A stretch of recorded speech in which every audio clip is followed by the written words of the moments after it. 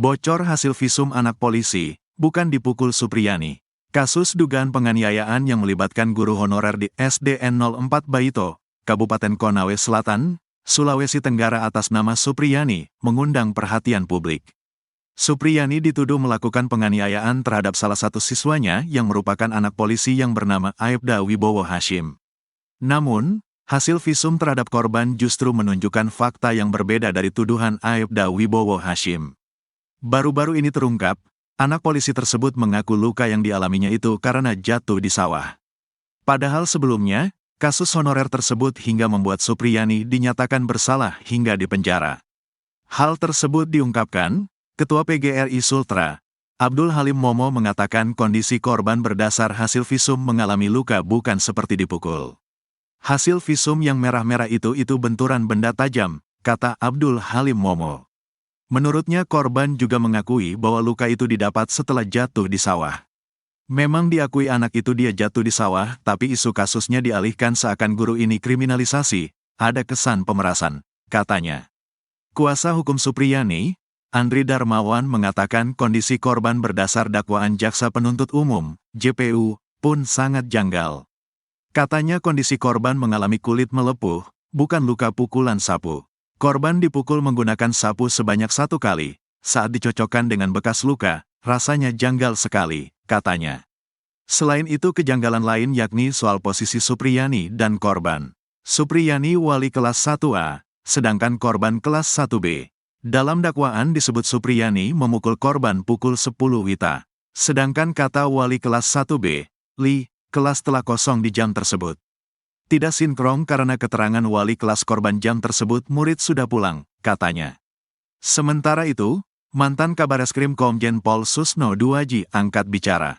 Susno Duaji menyampaikan keprihatinan usai mengetahui kasus Supriyani guru honorer telah sampai di meja hijau pengadilan atas kasus dugaan penganiayaan terhadap anak polisi berinisial RD. Melansir dari Nusantara TV Prime, Susno menilai kasus yang menimpa Supriyani menunjukkan kurangnya pemahaman hukum. Ia juga mengatakan kasus ini memiliki banyak kejanggalan dan rekayasa yang sangat tinggi.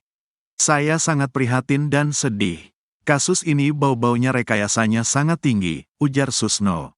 Menurut Susno, kasus ini semestinya tidak masuk ranah pidana jika aparat penegak hukum memahami aturan dan jurisprudensi.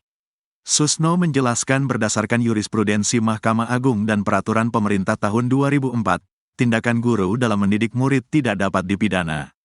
Guru itu harusnya bebas karena sudah dilindungi oleh jurisprudensi bahwa tindakan seperti itu bukanlah tindak pidana. Sambungnya, lebih lanjut, Susno juga geram dengan proses hukum yang diterima kejaksaan tanpa mempertimbangkan fakta material. Ia menegaskan bahwa proses hukum pidana harus berlandaskan pada kebenaran material, bukan sekadar berkas administrasi. Pidana itu harus mencari kebenaran material. Kalau saksinya korban itu anak-anak maka dia itu bukan saksi, gugur itu saksi.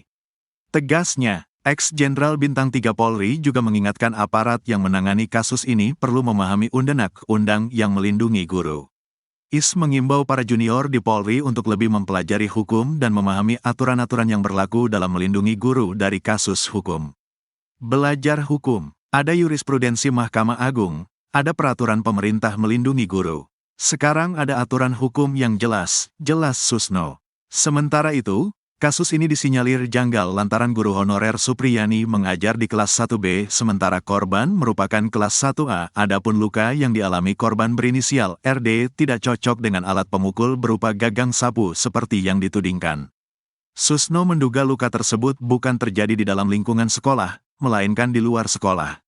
Saya khawatir itu terjadi di luar sekolah. Apakah dia berkelahi, jatuh atau mungkin di rumahnya, kata Susno.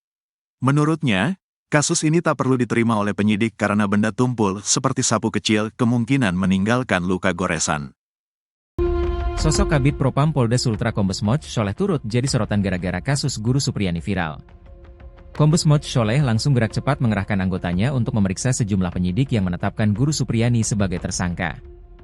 Beberapa penyidik Polsek Baito, Kabupaten Konawe Selatan, Provinsi Sulawesi Tenggara, Sultra, telah diperiksa. Guru Supriyani ditetapkan jadi tersangka atas tuduhan menganiaya murid SD kelas 1 yang diketahui sebagai anak polisi. Pemeriksaan dilakukan tim dari Polda Sultra yang ditugaskan mengungkap fakta sebenarnya dalam kasus yang dialami oleh guru honorer tersebut. Kabid Propam Polda Sultra, Kombes Pol Moj Sholeh mengungkapkan saat ini sudah ada sejumlah pihak yang diminta keterangan dalam kasus Guru Supriyani. Mereka yang dimintai keterangan yakni sejumlah personel Polsek Baito dan pihak yang mengetahui kejadian pemukulan yang dituduhkan ke guru SD tersebut. Sholeh mengatakan anggota polisi yang terlibat juga saat ini masih diminta keterangan terkait proses penyidikan kasus Guru Supriyani sudah sesuai SOP atau tidak. Keterangan dari personel bersama saksi lain nantinya akan dikumpulkan tim dengan pantauan langsung Propam Inspektorat Pengawas Daerah, Itwasda, Polda Sultra. Terkait jumlah personel dan saksi yang diperiksa, Kabid Propam Polda Sultra belum bisa menyampaikan. Ex-Kabareskrim Polri, Komjen, Purnawirawan, Susno Duadji kerap memberi kritikan secara belak-belakan tiap kasus yang melibatkan institusi Polri. Teranyar, Susno mengkritisi kasus guru honorer Supriyani yang dituduh menganiaya anak dari polisi, Aibda Wibowo Hashim di Konawe Selatan. Susno justru memberi kritikan menohok kepada Aibda Wibowo, ayah dari si anak itu. Menurutnya kasus ini dipenuhi kejanggalan.